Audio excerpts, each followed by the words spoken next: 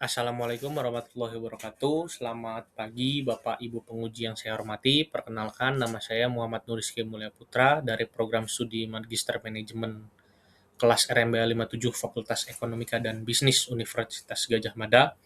Pada kesempatan ini saya akan mempresentasikan hasil dari tesis saya yang berjudul Dampak Kualitas Layanan pada Loyalitas Pengguna Layanan Logistik di Indonesia dengan di bawah bimbingan Ibu Widya Paramita SE, MSc, PhD.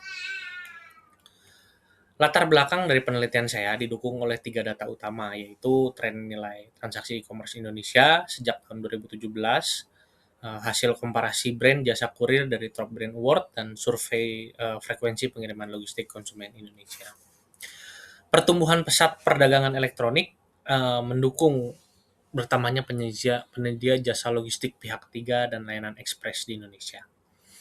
Kualitas layanan logistik atau Logistic Service Quality atau LSQ menjadi faktor sentral yang menentukan kepuasan dan loyalitas pelanggan dan menjadi fondasi keberlangsungan bisnis jangka panjang. Jika dilihat dari data Top Brand Award menunjukkan kesenjangan, hanya satu merek yang naik peringkat dalam 2 tahun terakhir, sementara sejumlah penyedia lain menurun bahkan ada yang tutup beroperasi. Selain itu, keluhan pelanggan yang berulang, keterlambatan pengiriman, serta minimnya respon dan transparansi pelanggan masih terjadi. Adapun beberapa fenomena yang terjadi di lapangan dan melandaskan rumusan masalah adalah volume transaksi perdagangan elektronik meningkat, namun tidak semua penyedia jasa kurir mendapat dampak positif yang setara. Sejumlah penyedia jasa logistik yang tutup operasi di tengah pertumbuhan ini. Ada keluhan konsumen, yaitu pengiriman terlambat dan respon layanan pelanggan minim. Jadi perusahaan logistik perlu mengkaji ulang keterkaitan antara kualitas layanan, kepuasan, dan loyalitas secara ilmiah. Adapun beberapa celah penelitian yang ada sebagai berikut. Selanjutnya, pertanyaan dan tujuan penelitian. Berdasarkan rumusan masalah tersebut, saya menyusun 6 pertanyaan penelitian yang sejalan dengan tujuan penelitian. Pertanyaan pertama hingga kelima menguji apakah 5 dimensi kualitas layanan logistik, yaitu kualitas personil, kualitas informasi, kualitas pesanan, ketepatan waktu, dan kewajaran harga, masing-masing berpengaruh positif terhadap kepuasan pelanggan. Pertanyaan keenam menguji apakah kepuasan pelanggan berpengaruh positif terhadap loyalitas. Dan tujuan penelitian yaitu menguji keenam pengaruh tersebut secara empiris.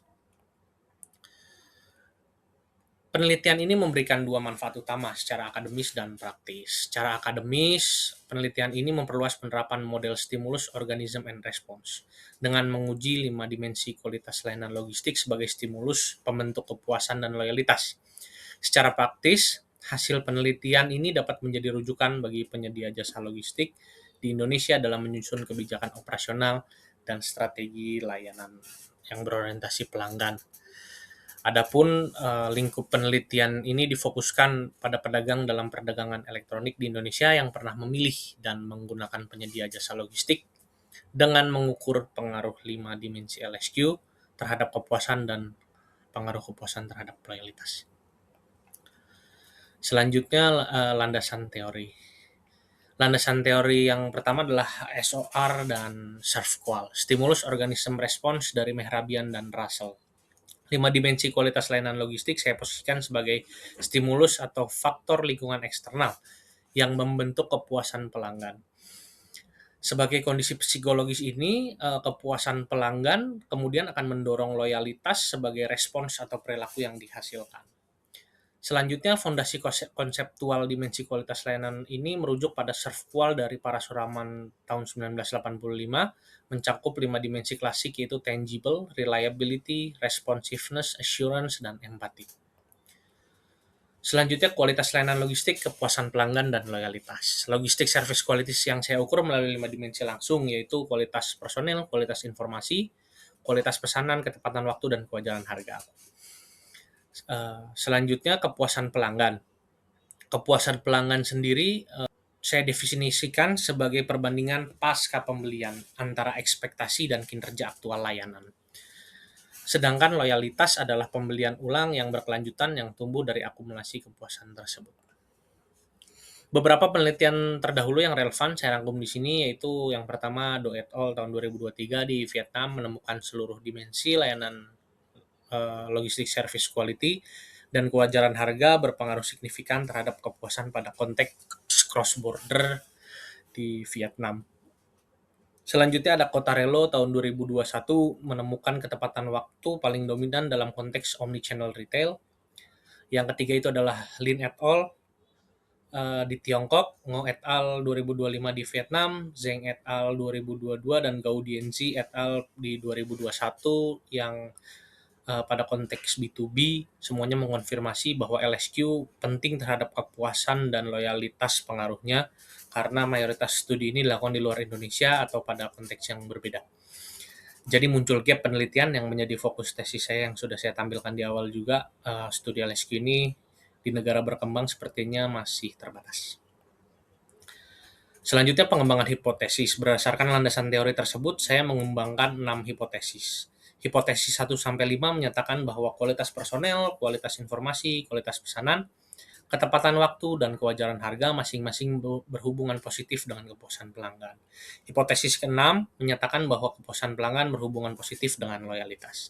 Ke-6 hipotesis ini konsisten dengan kerangka SOR yang saya jelaskan sebelumnya dan akan diuji secara statistik pada bagian hasil penelitian. Berikut adalah model penelitian yang saya ajukan. Merepresentasikan kerangka SOR secara visual, 5 dimensi kualitas layanan logistik di sisi kiri berperan sebagai stimulus yang mempengaruhi kepuasan pelanggan di tengah, yang kemudian berperan sebagai variabel mediasi menuju loyalitas. Model inilah yang akan saya uji secara statistik menggunakan PLS. Selanjutnya metode penelitian. Penelitian ini menggunakan pendekatan kuantitatif dengan populasi seluruh pengguna aktif jasa layanan logistik di Indonesia. Sampel dipilih dengan teknik purposive sampling berdasarkan 4 kriteria, yaitu pemilik merchant e-commerce, pengguna jasa logistik, berusia minimal 17 tahun, mampu mengingat layanan logistik pertama yang digunakan, serta mampu mengingat pengalamannya. Mengacu pada Herr et al., target dari sampel yaitu 5-10 kali jumlah konstruk.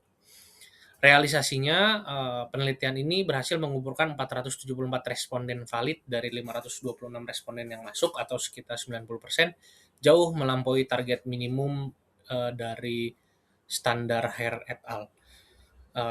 Data ini juga dikumpulkan melalui kuesioner daring Google Forms selama periode 29 April sampai 8 Mei 2026.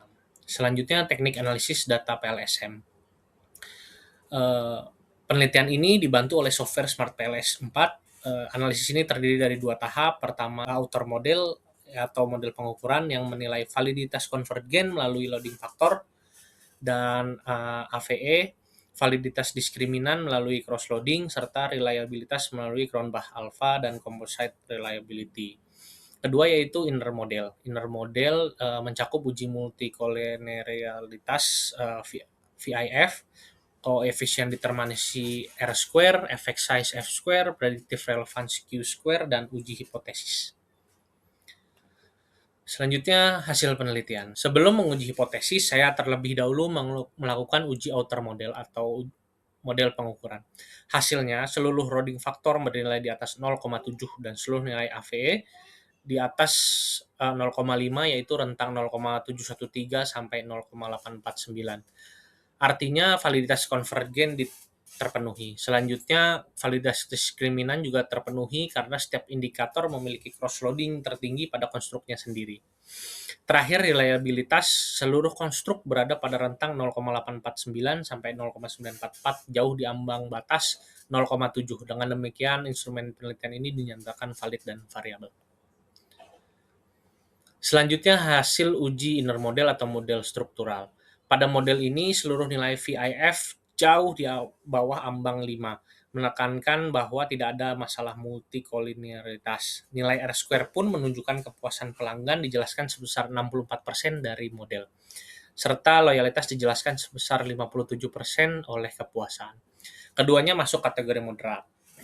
Dari sisi efek size atau F-square, jalur kepuasan menuju loyalitas menghasilkan nilai 1,328, jauh di ambang batas 0,35, sehingga tergolong memiliki pengaruh yang besar. Ini temuan paling menonjol dalam model ini. Selanjutnya, nilai Q-square untuk kepuasan dan loyalitas, keduanya di atas 0, menandakan model memiliki relevansi prediktif yang baik. Selanjutnya hasil pengujian ke-6 hipotesis melalui prosedur bootstrapping. H1 kualitas personel menuju kepuasan diterima, H2 kualitas informasi ditolak karena memiliki p-value melebihi 0,05 yaitu 0,143. Hipotesis ketiga kualitas pesanan juga ditolak karena memiliki p-value 0,07 di atas 0,05. Selanjutnya hipotesis 4 ketepatan waktu diterima, H5 kewajaran harga diterima, dan H6 hipotesis 6 kepuasan menuju loyalitas diterima dengan koefisien yang sangat besar 0,755. Dari 6 hipotesis ini 4 diterima dan 2 ditolak. Simpulan penelitian ini, kualitas personel, ketepatan waktu, dan kewajaran harga terbukti berpengaruh positif signifikan terhadap kepuasan pelanggan. Sedangkan kualitas informasi dan kualitas pesanan tidak terbukti signifikan. Kemungkinan karena kedua aspek tersebut sudah dianggap menjadi standar minimal industri yang wajib dipenuhi, sehingga pemenuhannya tidak lagi menjadi pembeda atau menjadi point of difference. Tetapi kegagalannya juga dapat beresiko menurunkan kepuasan. Kepuasan pelanggan terbukti berpengaruh sangat besar terhadap loyalitas, memvalidasi kerangka SOR secara penuh dalam konteks industri jasa logistik Indonesia. Selanjutnya implikasi manajerial dan prioritas perbaikan. Untuk implikasi manajerial, saya menggunakan pendekatan IPA, membandingkan kekuatan pengaruh dan performa dengan nilai beta dan nilai min tiap dimensi dengan nilai grand min sebesar 4,170. Tiga dimensi kewajaran harga, ketepatan waktu, dan kualitas personel memiliki pengaruh signifikan namun performanya masih di bawah grand min, sehingga menjadi prioritas perbaikan berurutan sesuai dengan kekuatan pengaruhnya. Sebaliknya, kualitas informasi dan kualitas pesanan performanya sudah di atas grand min, tapi tidak signifikan secara statistik, sehingga cukup dipertahankan sebagai standar layanan minimal, dan karena kepuasan sangat mendorong loyalitas, wajib berfokus pada strategi jangka panjang. Selanjutnya keterbatasan dan saran penelitian. Penelitian ini memiliki 3 keterbatasan, yaitu konsentrasi geografis yang sangat besar di Pulau Jawa yaitu 74,2%, dan dominasi usia dengan 71,1% responden generasi Z, dan pendekatan berbasis ingatan atau recall base yang berisiko memiliki distorsi kognitif terutama bagi pedagang-pedagang yang sudah lebih dari 2 tahun berdagang. Berdasarkan hal tersebut, saya menyarankan 3 hal untuk penelitian selanjutnya, yaitu memperluas cakupan geografis keluar Jawa, menggunakan sampling terstratifikasi berdasarkan usia, dan menerapkan pendekatan field eksperimen yang mengukur persepsi segera setelah transaksi terjadi bukan berdasarkan ingatan. Demikian presentasi saya. Sebagai penutup, penelitian ini menunjukkan bahwa kewajaran harga, ketepatan waktu, dan kualitas personel adalah kunci membangun kepuasan pelanggan pada layanan logistik di Indonesia, dan kepuasan tersebut adalah pendorong utama loyalitas. Sekian presentasi dari saya. Terima kasih atas waktu yang diberikan. Wassalamualaikum warahmatullahi wabarakatuh.